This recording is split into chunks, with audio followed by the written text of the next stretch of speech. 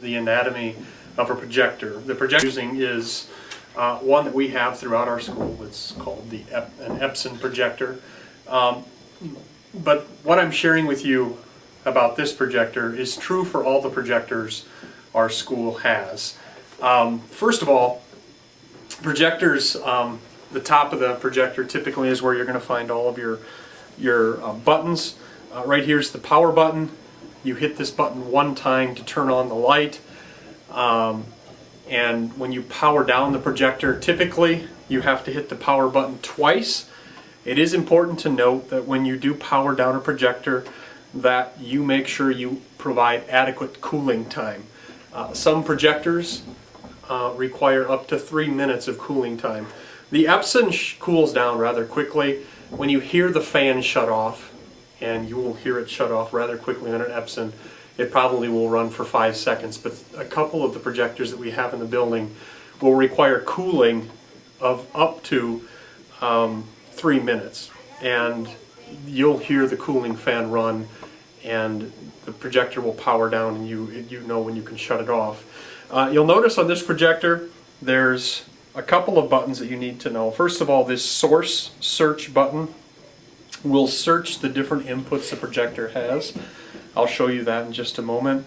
You'll notice that this button is labeled with a speaker with the volume up. So to turn the volume up on the projector, you're going to press this up. To turn the volume down, you're going to press this up. This projector is also equipped with a keystone feature, and keystone is when the top of your projection is wider or narrower than the bottom of your projection, and you can adjust your keystones with these two buttons on this particular projector.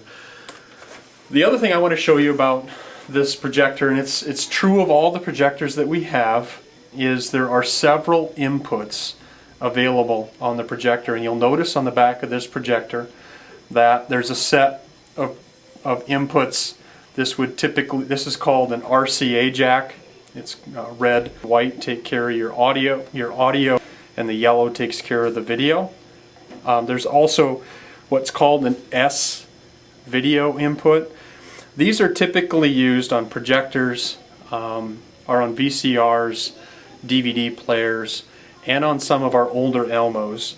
The ones that you're going to be using most often when you're using a projector are going to be what are called computer inputs. They take a standard VGA cable. I'll show you the other end of it, but this would be the female side of a VGA input. And notice there's computer 1 and computer 2. So technically you could have two VGA devices connected to this projector at one time. Notice below the computer inputs there's an audio input. The visual feed for a computer always goes through the VGA input. The audio feed goes through an audio cord. In this case it's an 1/8 inch jack, very similar to the input that you would see on like an iPod. These down here you would not use. So basically you have 1, 2, 3 separate inputs on this projector. Some projectors may only have 2 or 1 inputs, but realize you'd use a VGA cord for this and this input, and you would use what are called RCA jacks if you were plugging in a DVD player. Again, your red and white are audio feeds, your yellow is video, or you could leave the video out and use what's called an S video cable, which again is a cord that runs your video cable, but you would still need to plug in your red and whites. What I'm going to do is show you the cords that go into the back of a projector right now. I'm going to set this down up here.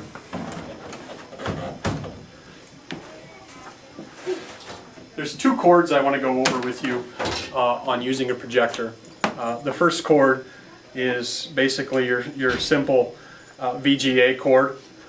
You'll notice this is the end of the VGA cord. This is the male end that would go into the female side.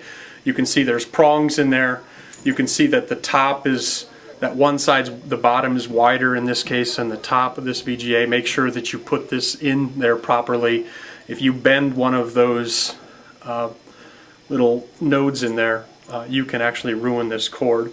On the other end of the VGA cord, I have what's called the Apple dongle, and most Apple computers require the use of this. And what this does is it changes the input your computer input will look like this, and the VGA, of course, is connected to that so that you are able to plug into your Apple computer.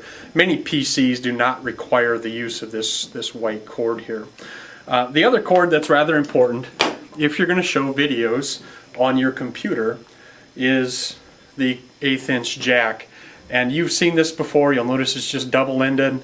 One end will go into your computer headphone jack, and the other end will go into the right below the VGA input on the projector. So if we come over here, pan over here to the projector, are you able to see this? Very good. We're going to put this into computer number 1. If you notice, the top here is narrower than the bottom. So I look here and I put this in and push that in, and I'm able to screw that in there. And this end, they don't have to be tight, just so that they're in there. And you'll notice right below that computer input, there's a place for the audio jack, and I'm going to plug that in.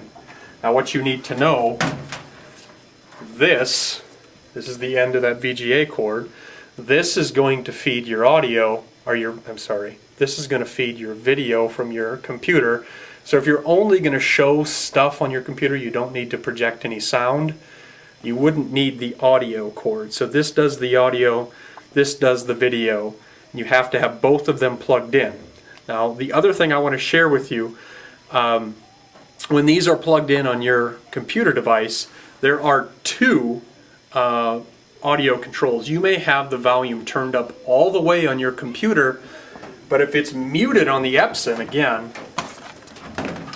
here's the sound for the Epson. If it's mute, if it's turned off, the sound is off, you will not hear the sound, because once you plug that audio cord in, the sound is going to go through the projector. So make sure the volume on the projector is turned up all the way, and then I always adjust the volume on your computer screen. The other thing that you're going to want, once you connect your components, whether it be a computer or whether it be Elmo or whether it be a DVD player, to a projector, you may have to hit the source search button. And this source search button looks for live sources. For example, your computer's turned on, you hit source search, and it's plugged into here. You hit the source search, it will find your computer.